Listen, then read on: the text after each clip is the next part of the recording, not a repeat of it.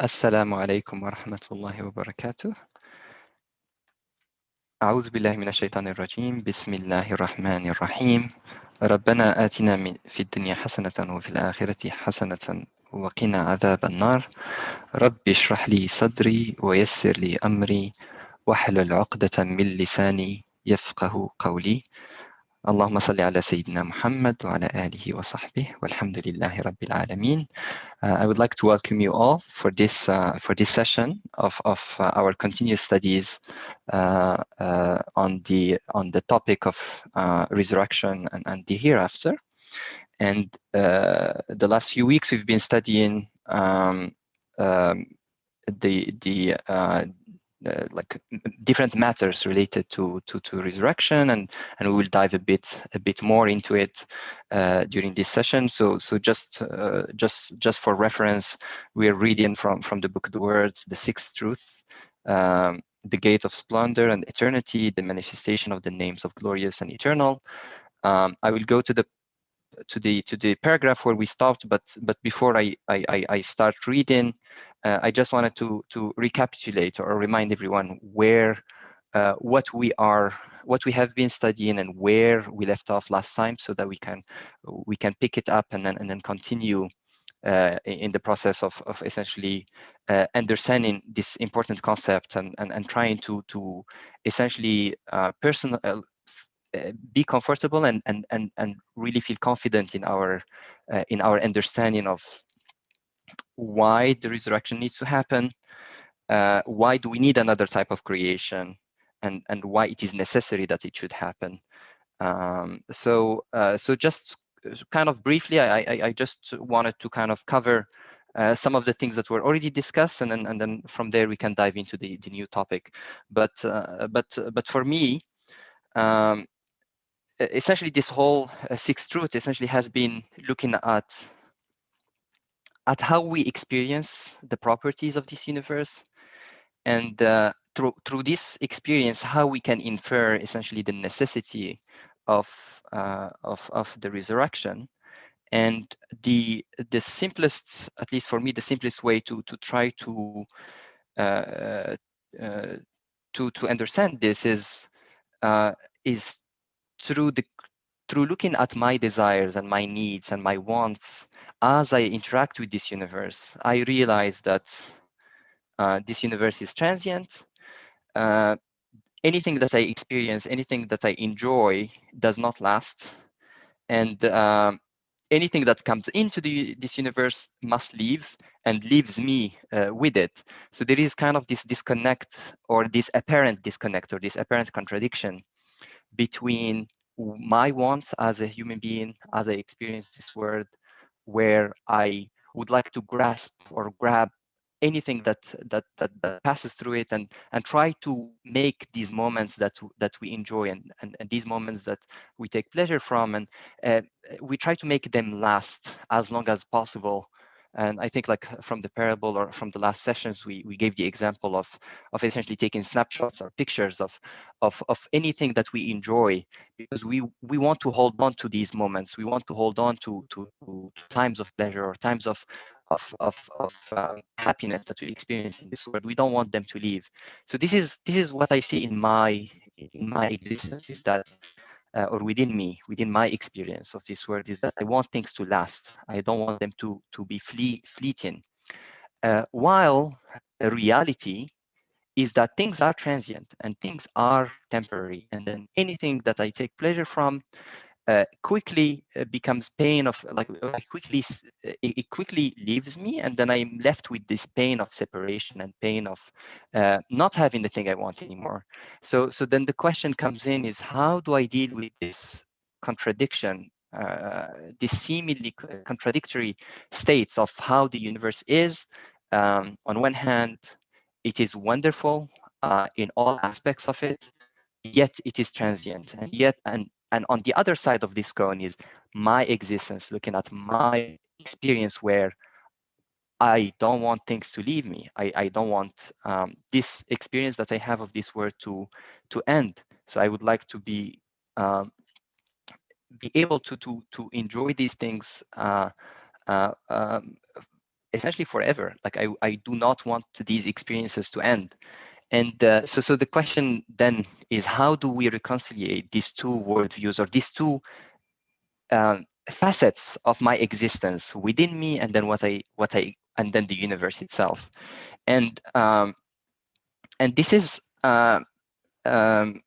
yeah. So this is essentially what like the summary of the main points that were made, is that I like the things, I don't like that they are leaving me. So then the question becomes, who's arranging all this, or who's creating all this? What type of messages I am getting from this apparent arrangement, and when I think about it, then I realize, like, look, like for the events that are around me to happen, they are coming from a source that is infinite, a source that is enduring, a source that is everlasting. And to bring the elements of this word into creation requires this infinite source. And the fact that I'm seeing these fleeting moments, these snapshots of, or glimpses of what essentially glimpses of what the source of this universe portrays in it, then I can feel confident, and I can feel comfortable to relate that this creator is talking to me through this existence, that this abode, or this life that we're in, is not the end journey. And there must be, for me to satisfy my inner emotions and feelings, there must be another level of creation, or another type of creation that is necessary to exist as a result of my experience and understanding of how this world is being created. And so whoever created me, even with this unhappiness of loss, or this unhappiness with loss, and unhappiness of this transience that I observe in this world, has created me with this feeling for a reason, so that I realize that what I see in this universe and what I see within me is a promise for me, that the creator of this universe must not be essentially limited. It promised me of another creation, and has ingrained within me this desire for eternity. And this puts me at ease, puts me at comfort within myself, within my existence, so that I can now no longer see the separation that I'm experiencing in this world as just for itself, but that we are part, that me, within me, and the universe around me are all created by an all powerful one, an all glorious and eternal creator that will fulfill the promise that I want, this promise that I want of eternal happiness, beyond the realm of this creation. So I hope I was able to at least set the minds into the context of the truths or the principles that we are about to read and study, at least to kind of get our spirits and minds ready to start reading the next principles, and then we can reason through them as we read through the text. At any point of the discussion, please feel free to raise your hands. I will keep an eye on who's who would like to speak, so that I can give you the floor to express yourself, your feelings, and your thoughts, either now or as we go through the session. So feel free to interrupt, or feel free to let me know at any point by raising your hand, so that we can have a fruitful and useful discussion, so that we share our feelings and share our worries or thoughts or objections or anything that come into mind, so to make this discussion beneficial for our spirits and for ourselves. Okay, so with that, I don't see any hands raised. So with that, I invite you to start reading the first principle.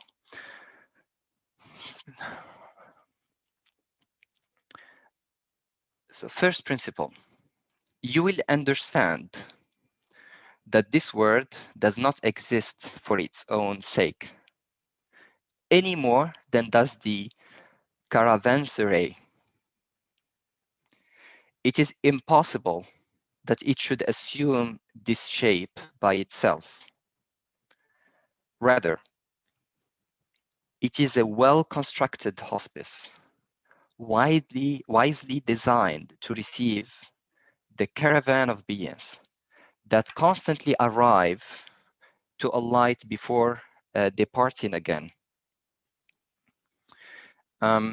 I propose that we stop after every principle and then and discuss it, since they are short but full of meaning, and they need some unpacking. So I just feel like I would like to read it again, and if you weren't in the last session, so caravanserai is essentially, you can think of it as a resting place or a hotel or something on the road where people like stop and then leave. So there is this essentially understanding that this is a temporary stay at a location.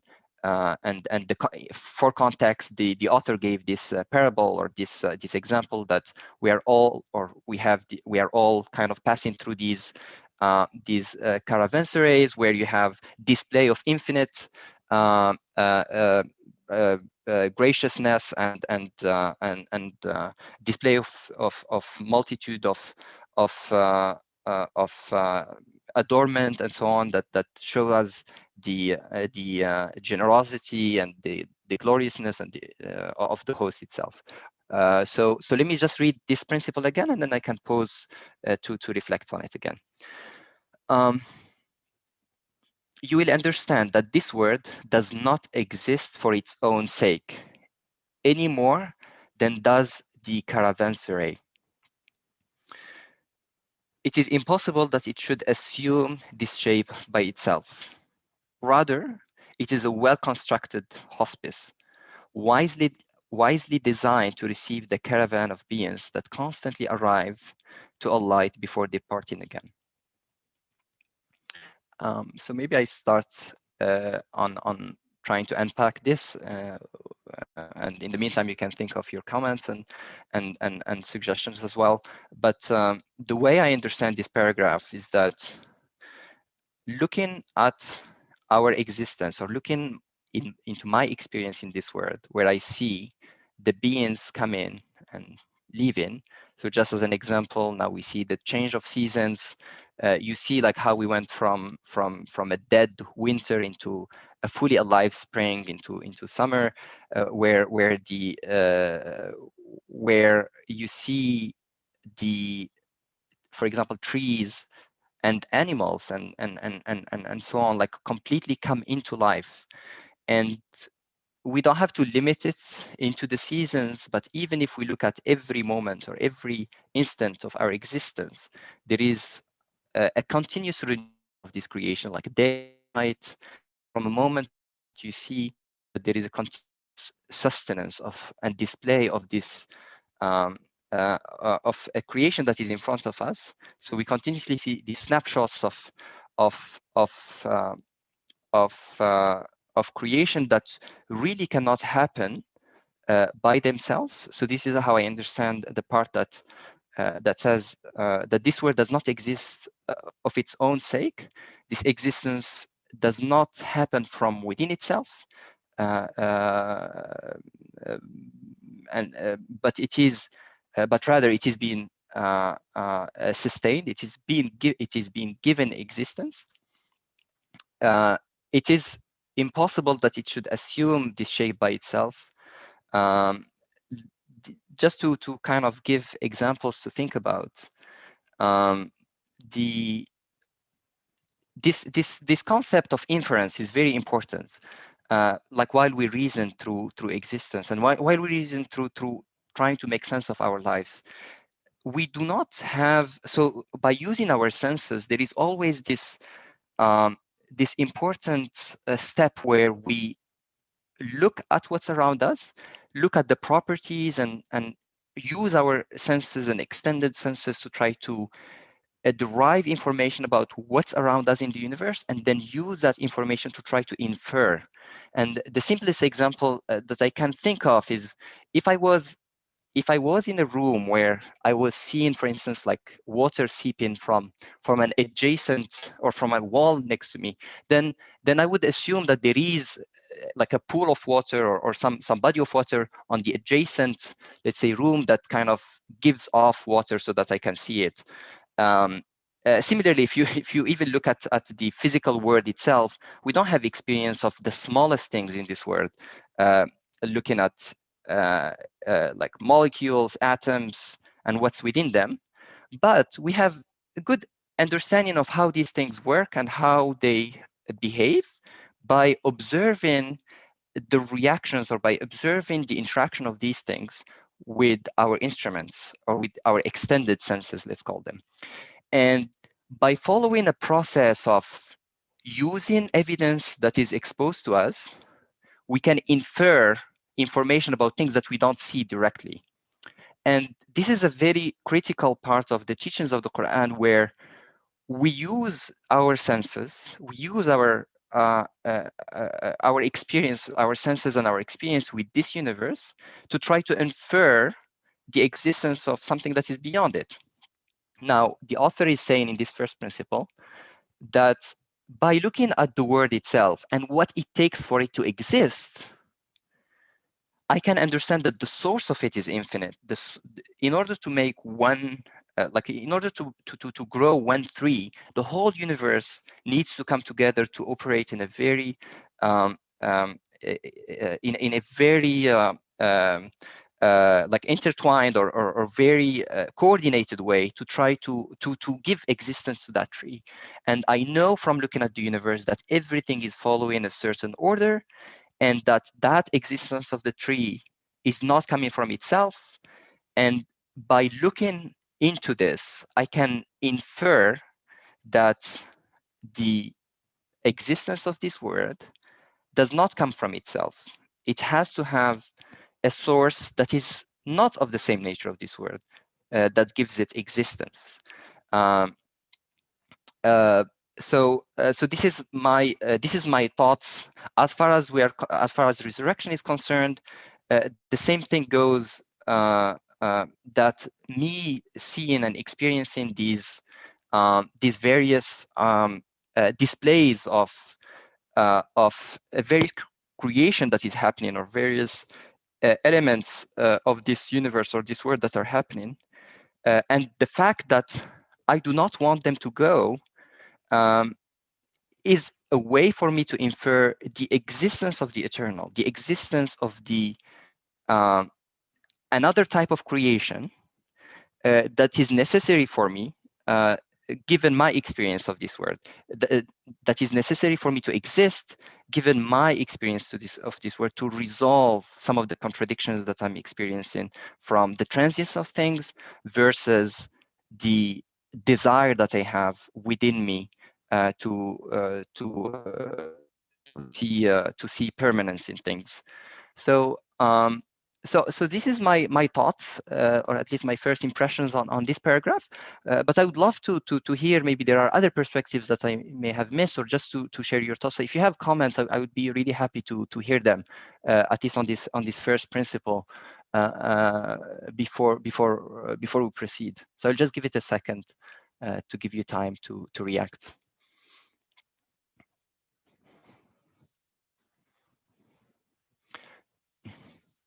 Yes, please, Sister Farah, go ahead. Thank you so much. Assalamu alaikum.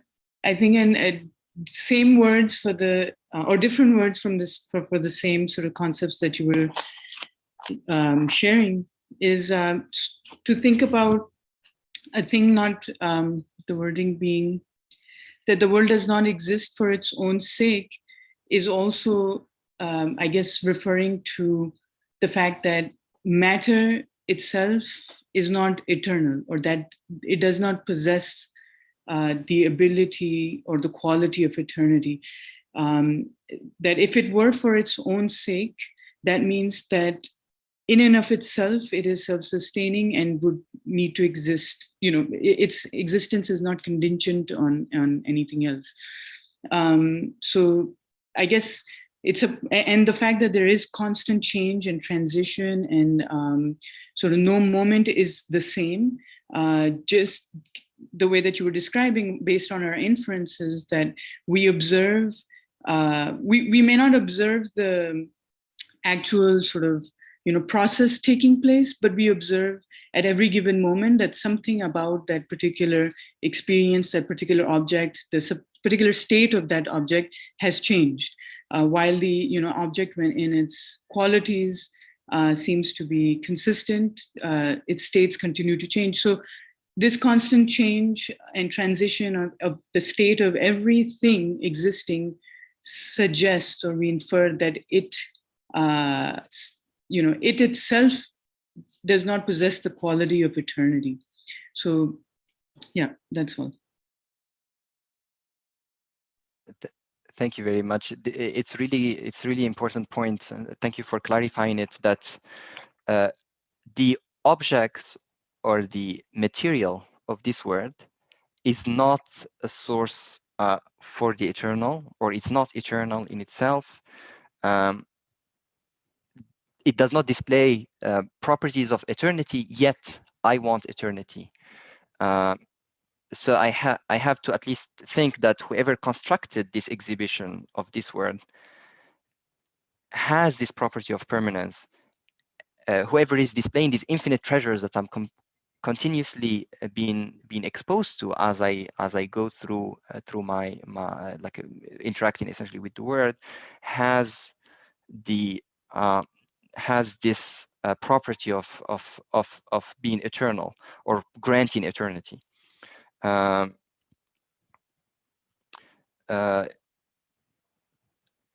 Yeah, so I'm just reflecting on what you just said, and I think this is a very important point of that the elements of this word do not display the properties of eternity themselves. So thank you for sharing that. Okay, so if there are no other comments or maybe other questions on this first principle, I propose that we continue for the next, the second principle. Second principle, you will understand too that those living within this hospice are guests. They are invited by their generous sustainer to the abode of peace. You will understand that those living within this hospice are guests. I guess I understand the concept of guests is that in the way that nothing is permanent in this world. This exhibition of this world changes every instant, and whoever leaves it never comes back, and whoever comes to it, we know for a fact that will depart. So in this sense, we are temporary occupants or guests in this world. They are invited by their generous sustainer to the abode of peace. So us and everything else around us, because really, like, everything is continuously being created and renewed, and this leaving this existence and coming back, and new things are coming back continuously. So either either us or the exhibition itself is continuously being renewed. And I would be curious to see what are your thoughts on how can we jump essentially from this line of reasoning to the second sentence of this principle, is that we are all invited by generous sustainer to the abode of peace. So I do see the connection, but I'm not able to make I'm not able to see the line of reasoning quite yet, just from the second principle. Perhaps with connecting it with the other things that we mentioned. So how do we understand, so maybe this is a question for the audiences, how do we understand from the fact that that we are guests and everything else is transient in this world, how do we make this jump from this statement to the fact that we're invited by our generous sustainer to the abode of peace. So I would be curious to see your thoughts, trying to stimulate some discussion around this point. Go ahead, Brother Ali. I understand that if we realize that this world is transient, it means it is an hospice that people and the creatures, every being comes and after certain time they disappear. But at the same time, as conscious beings, we human beings, when we look at ourselves also, we see ourselves in the same position, because whoever has prepared this caravanserai, this motel, let's say now, this motel to people on their way, on their journey, they stop there and stay a few days and then continue their life. So when we go there, we see that whoever prepared this motel for me, as soon as I come there, I found everything ready for me, prepared. Everything is prepared. I didn't do anything. I didn't pay anything. I didn't arrange anything. As a human being, conscious human being, I found myself, I am here entertained by the one who prepared this motel of the world or the universe. So why should I say that this is the abode of peace, sustainer? So they are invited here. It means I am invited here by someone and prepared everything for me. Of course, the guest goes or is invited to a place, and he goes to this place and enters and finds everything ready for him. That's what I am experiencing in this world. So from there, I am taken away. I think the second principle is very important, because I am taken away to an abode of peace. Why? Since somebody has given me an opportunity to entertain myself as a guest in this motel, so this person has invited me and is taking me away from this place. Why? From the previous experience, I understand that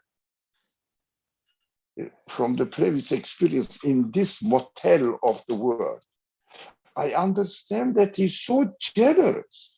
If he is taking me away from this place, I cannot imagine that his intention is to torture me. Why should he? Because he gave everything generously to me. I didn't do anything. I found myself there. So this is the concept of the universe as being a temporary motel. The people come and the creatures come and go.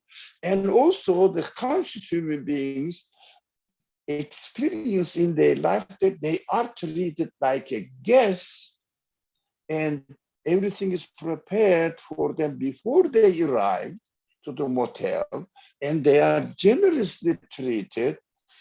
As they are taken away from this motel, there must be something more with this generous sustainer, generous creator, or owner of this motel.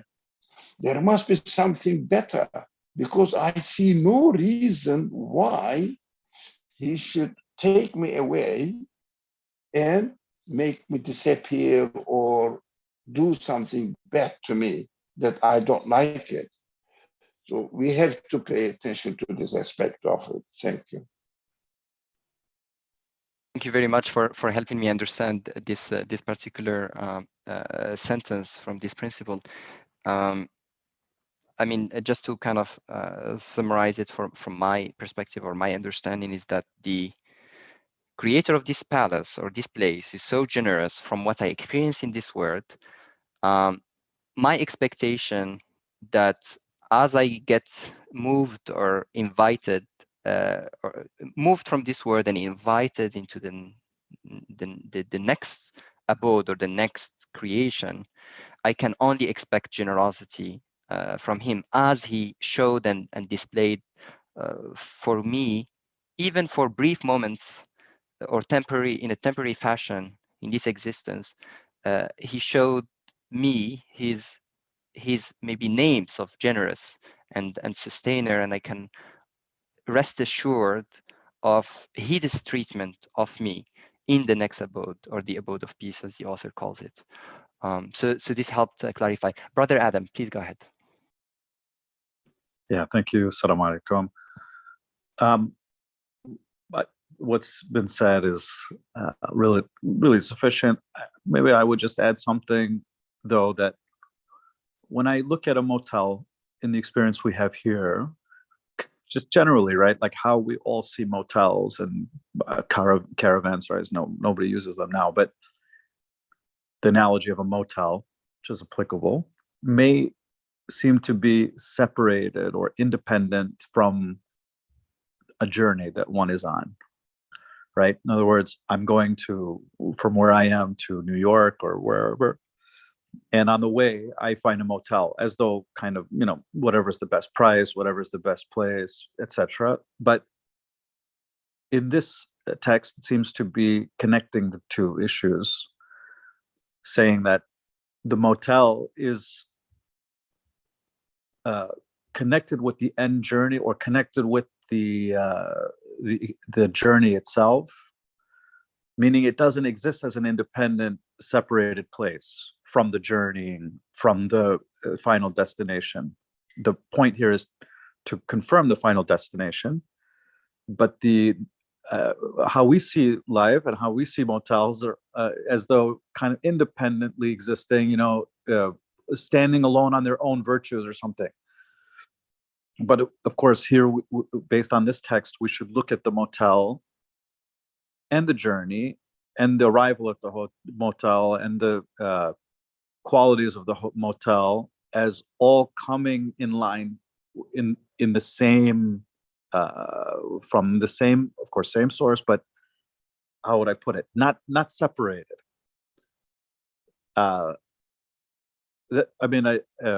Yes, you can come to the motel, look at the motel, and say whatever the motel's qualities are, they show where I'm going to go.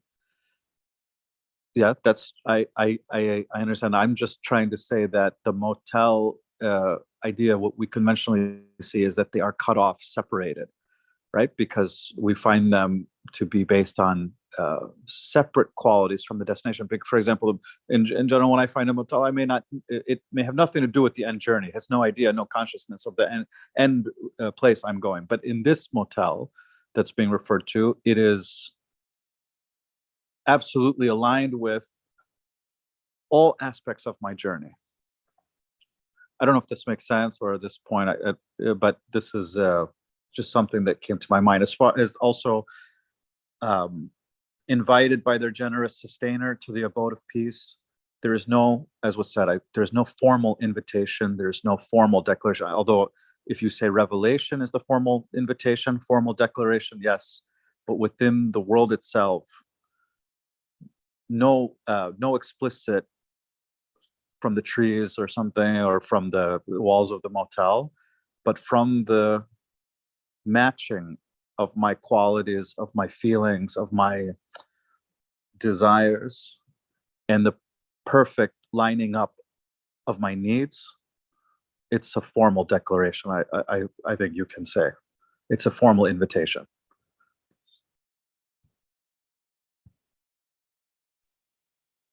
For helping also add another layer into understanding this concept. Definitely the fact that whoever constructed this motel, like gave within it these snapshots or these kind of, I think the author will mention it in the next principle, is like kind of whetting the appetite, but displaying the properties of or displaying ways for us to get to know the constructor or generator of this exhibition that we are experiencing in this motel, and understanding the concepts of permanence and infinity that is coming from the originator. Thank you very much for clarifying that. I see a hand raised from Shahrani family, so please go ahead. Assalamu alaikum. I understand Brother Adam's point. I understand it, especially in relationship to what Dr. Ali said. And in my own mind, the way that I'm using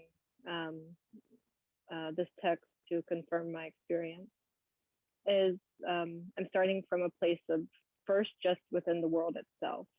And within the world itself, I know because I have parents who were here before me and they had parents who were here before them, that it's true, existence happens outside of me, or before me or after me, or outside of me, there is existence happening, going on.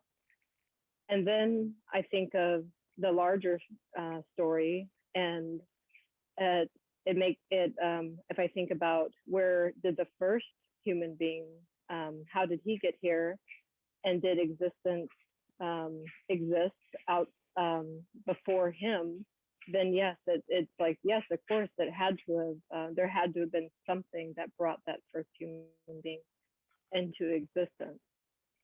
And then I realized that so just from the world itself, I can easily come to believe that with evidence that yes, it is possible that after I die, there is other existence. And so then revelation becomes necessary, though, because revelation teaches me, although my appetite was whetted maybe by the experiences in the world and deeply reflecting on nature and my feelings and the fact that I want meaning in life. But it's when revelation comes to me that I get the invitation, that formal invitation from the generous sustainer. And it actually takes a while to understand that he is a generous sustainer. The revelation deepens. It's all about a belief that actually deepens. At first, you just see it a little bit, but then with more and more evidence and reflecting on it within your own life, then you become sure that you are sustained. And then you become sure that he is generous. But it takes deepening of, it takes a deeper reflection. It takes a lot of confirmation from various angles to get to be able to confirm that, yes, I am being invited by a generous sustainer, and that I can trust that the next abode, because at first I could only confirm that there is potential for an abode, but that it's an abode of peace. And so it's important that we layer these things on top of each other, as opposed to just saying that we claim from the beginning that we absolutely believe that it's an abode of peace, or that we have a generous sustainer, because actually within this journey that we're all taking for deepening our belief, there's a lot of suspicions or a lot of confusion that needs to be worked out as well. So it's good to move slowly through these. Thank you. Thank you very much for sharing your reflections and thoughts, and for clarifying further the points that have been made. So yeah, I feel like you've summarized it well. So I will try to move to the next principle, the third principle, if there are no other comments on this particular principle. Okay, I assume, go ahead, Sister H. Beza. Assalamu alaikum. Along the lines of what's already been shared at this point, but I guess like first and foremost, I cannot deny the fact that I am a traveler of sorts, whether or not at first I conclude that I am a guest. And by a guest, the nature of a guest necessitates a host, right? But even before getting to that conclusion, I think my or it's very apparent and clear that I have this label or I have this identity of a traveler. And a traveler is one that is constantly in motion and constantly going from one place to another. And they're headed to some sort of destination, if you will. Because as I look at my own life, you know, from my childhood is gone, and I see myself moving through existence or being given new existence at every single moment and taking shape, different, being renewed. So I'm constantly in this state of being a traveler. But then to recognize my state of being a guest and that I have a host, and thereby if I'm a guest, a traveler who's a guest, who has a host, that necessitates a final destination by that is offered to me by that host, if you will. So, and this is just me repeating at this point, but then in order to conclude that I have this permanent realm that I am traveling to as a traveler who is at the same time a guest, then I have to look at the hospice or the motel that I'm at and see, as was said, the different qualities of the host that are manifest for me there by interacting with what is presented to me, and I find that I am most compassionately sustained, abundantly given existence upon various and numerous and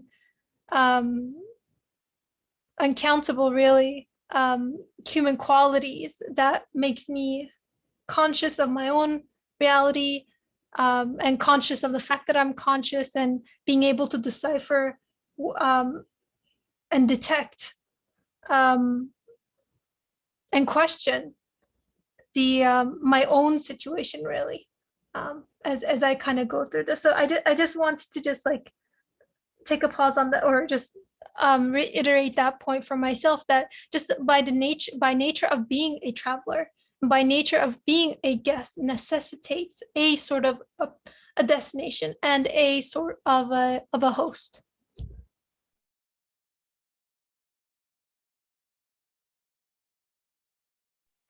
Thank you for making that comment and also clarifying a bit further for us this concept of being a traveler or guest, being in a hostel. That kind of gives me the opportunity to look at what's presented to me in that hostel to try to understand what are the different qualities of the host, which in turn allows me to understand from my interaction with what's given or presented to me. It allows me to infer or understand that I'm abundantly given various things, being sustained, given existence, and so on, which helped me in return kind of see or feel confident and comfortable of that I will be, as I am moving from this existence, I will be in the hands of a generous sustainer, as the text said, to be moved to a different abode or a different type of creation. So this is all helping us understand better the text. Okay, I will. I'm waiting to see whether there are other hands raised. If not, let's try to read the third principle. Okay, so the third principle, you will understand further that the adornments of this world are not simply for the sake of enjoyment or admiration. For if they yield pleasure for a time, they cause pain for a longer time with their cessation. They give you a taste and whet your appetite, but never satiate you. For either the life of the pleasure is short or your life is short, too brief for you to become satiated. These adornments of high value and brief duration must, then, be the sake of instruction in wisdom. And there is a footnote here that I would like to read related to this instruction in wisdom. Now, the lifespan of everything is short, although its value is high and the subtleties of its artistry are most exalted and beautiful. This implies that everything is only a sample, a form of something else, that it has the function of drawing the gaze of the customer to the authentic and original object. This being the case, it may be said that the variegated adornments of this world are the samples of the bounties of paradise, prepared by the compassionate and merciful one for his beloved servants. So be for the sake of intrusion. I'm just going to read this sentence again. So these adornments of high value and brief duration must then be for the sake of instruction in wisdom, for arousing gratitude, and for encouraging men to seek out the perpetual originals of which they are copies. They are then for other exalted goals beyond themselves. So this is a very interesting principle. I feel we're not going to get through it, but at least I can start some initial thoughts and then open the floor briefly for others to contribute. But essentially, what we're saying here is that so we are going through steps of reasoning. Each kind of layer or each step gives us a bit different aspect of our kind of reasoning as we go through the text. So this particular principle is relating to the transience of the transience of this word. So that's one part that we established before, but that this transient or this transience will not satisfy us. So by and it's a very interesting statement which we all experience, is that like you feel pleasure or you feel happiness and satisfaction about the situation in your life that you're in. But then, for example, family visits, you at your home, you're happy, you're united, and for a brief amount of time, you're like experiencing this kind of peace, state, enjoyment, happiness, and so on. And then they leave, and then you are left with this essentially pain of separation that essentially lasts much longer, if not for a long time, longer than that pleasure that you experienced. And there is this aspect of contradiction that one sees, is that you get so you see the enjoyment, you see the benefit or happiness that you experience from the temporary things that we are experiencing in this world, and then you are separated from them. And the message here, that as I read through my experience and as I look at how this universe is ordered, or how I am being what I'm trying to get out of this experience, is that I'm being told that yes, you see glimpses of generosity, of sustenance, of beauty, and so on, as you interact with the things around you, but they are going to leave you, and you are not going to like that. And that's for a reason, or that's a message from whoever is sustaining me, from whoever is granting me these things, whoever created me, ingrained within me this unhappiness, or ingrained within me this sense of not being satisfied about this existence, as a means for me to understand that as far as I observe in this world, I am being sustained, I am being satisfied, or no, I should rephrase that. I am being sustained, and the source of this sustenance is eternal. And the fact that I'm not being satisfied with the things that I'm experiencing, yet their existence point to a infinite sustainer, generous sustainer. So I can conclude or infer from that whoever is giving me existence, whoever is showing me these glimpses of happiness and the sense of unsatisfaction about their departure will answer this prayer, or will answer this or will grant me existence in another abode or in another realm. So I tried to maybe I tried to verbalize what I felt as I read through this first part of this this paragraph, but I would love to stop here and then maybe get other perspectives on it in the little time that we have left for this session.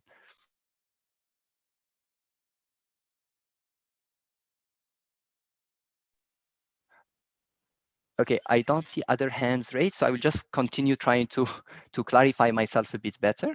The yeah, so this first part of this principle teaches me that, or what I'm learning from it is that this pain that exists is for a reason for me to realize that whoever is taking care of me in this world is ingrained, or is telling me that whatever I experience is not going to satisfy me.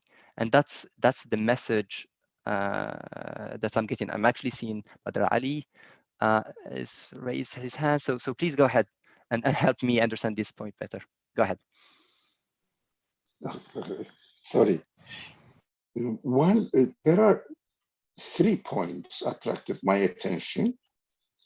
One is the pleasure is nice, but after experiencing the pleasure, if the pleasure is taken away, it causes pain.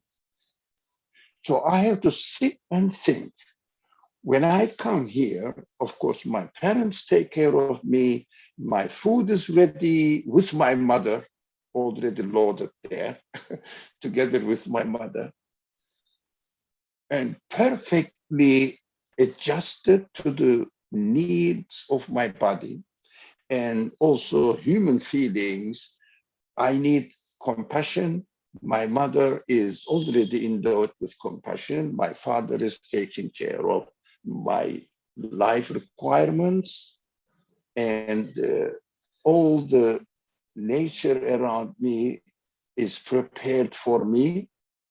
But in this motel, I am treated well, okay, but sometimes some things cause some trouble for me, but definitely I am taken away from this pleasure.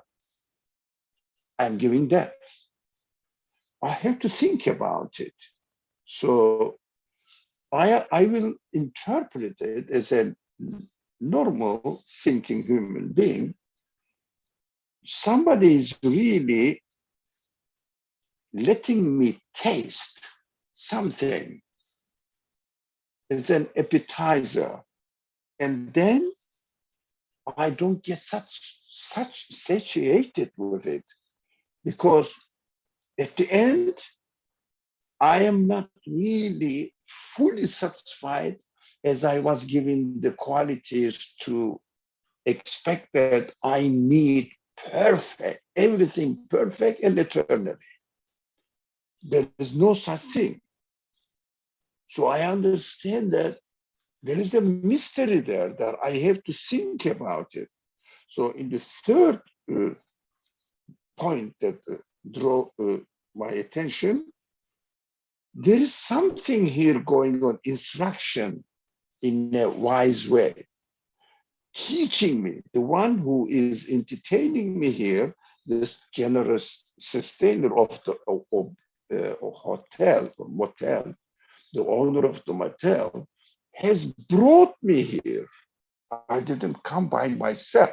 And he is taking me away from here after introducing which kind of generous sustainer he is.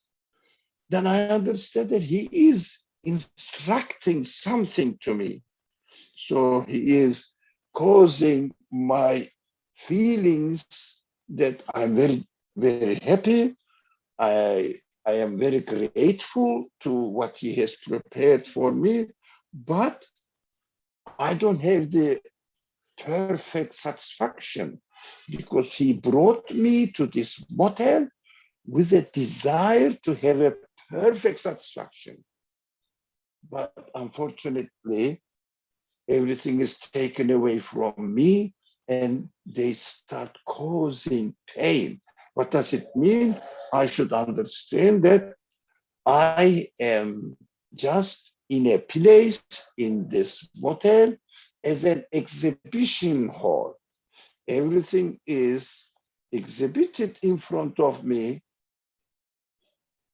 and take a little bit from each of them, taste a little bit, and then I am taken away somebody else. It means I am going to be introduced to the perpetual origins of these blessings. That is a human way of understanding this generous, sustainers treatment of us in this motel. So I have to say, as the text says, there must be then other exalted goals beyond themselves of these things here. Now, this is just appetizer, preparation, instructing me that this owner of this motel is so generous. It is just an introductory period in my existence journey. So I have to trust him because this experience proves that he is a generous one. I have no reason to accuse him and say that he is introducing everything to me and then taking away and torturing me. Why should he? Thank you. Thank you very much for helping for clarifying these points.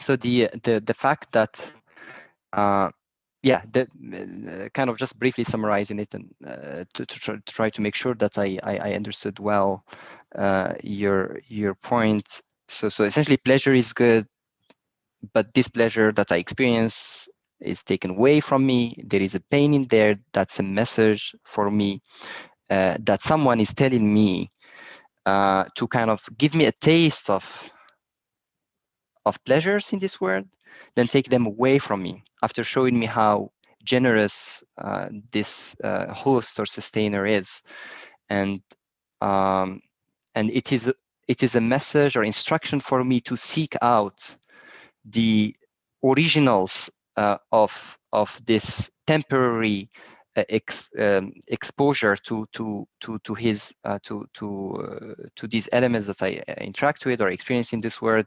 So it's an instruction for me really to seek out the originals of what I experienced as glimpses of his glimpses of his generosity among other attributes as I travel through this existence or this abode. So thank you very much for the comments. I think there is another hand raised. Go ahead, Shahrani family. Thank you. For me, is when I describe the situation as it is, with our needs are there, and then we get the fulfillment, and then we stop perceiving the fulfillment maybe for a while, but there's other needs that are still being fulfilled. Even though maybe a few particular things, we don't perceive the fulfillment anymore. when I look at things from the bird's eye view, those are my favorite kinds of paintings, where you're seeing everything from above as it's all happening. And think of this description from the bird's eye view of the needs just coming to existence. We don't know how they got here. The fulfillment happening. We don't know how it got here. And then sometimes it's taken away, or not. I'm sorry. Let me. I see. I've just caught myself saying taken away is really a perception. We don't see it. The characters that are down here on the plane that we're watching at the moment from the bird's eye view, they can't see the fulfillment at the moment. It's the form is gone from their immediate plane. Looking at the bird's eye view and looking for the meaning in all of this, that when the characters down below start realizing that there's something that they can't explain how they got here, but they can tell that they're honest that there is possible an existence outside of what is immediately in front of them. And then they're approaching the end of their life, and they're honest that there can be something after this. And if they've taken the time to realize that this need fulfillment relationship is pointing to something that's making it all happen, then when the form goes away, it's not that it's been taken away, but it's still with the form. I mean, it's still with the source. The form isn't there, but the fulfillment, the meaning, and that which was enjoyed from it, it's still there with the source. And that way, I think it's more helpful to rephrase it, or for my own perception, to move from something has been taken away from me to something is being kept for me, guarded, in another place that it seems that I am being taught with revelation, that this revelation that miraculously speaks to every part of my being, that it's being kept there for me. And so then my trust starts to increase, and my happiness starts to increase, because I'm developing a relationship with whoever is making this all happen, and trusting that if I experience that fulfillment once, then most certainly I can experience the fulfillment again, and in a place that will be even more real. This is what the revelation has come to teach me. Thank you. Sharing this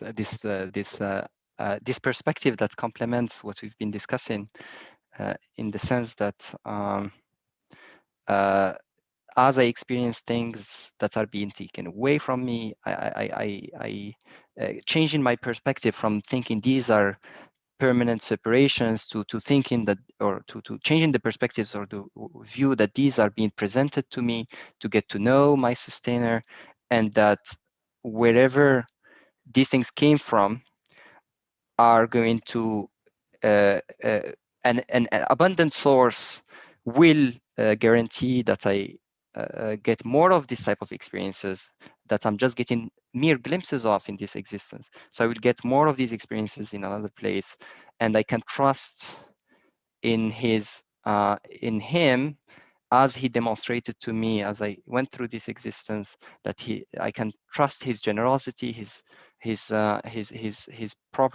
qualities of sustainer, and so on that I have been learning as I went through this work to trust in him, or to increase my trust in him as he prepares the next existence, where I will get more, as the text describes, perpetual originals of what glimpses I've had in this existence. There is just one comment that I would like to read before I close this session. So Agape said, "We human beings are trying to make our life perfect in all ways, but using technology, etc., but never encouraged to seek existential solutions, which the text says perpetual originals." Yeah, indeed, that's I don't know if you would like to say more about it, but I think your comment is pretty clear and accurate. Let me just pause here to see if there is anyone that would like to say something else before closing. I see the Shahrani family's hand is still raised, but I believe that's from before, unless you would like to say something else. Okay, I believe not. So thank you very much, and let's close here. سبحانك اللهم وبحمدك أشهد أن لا إله إلا أنت أستغفرك وأتوب إليك. سبحانك لا علم لنا إلا ما علمتنا إنك أنت العليم الحكيم. وآخر دعواهم أن الحمد لله رب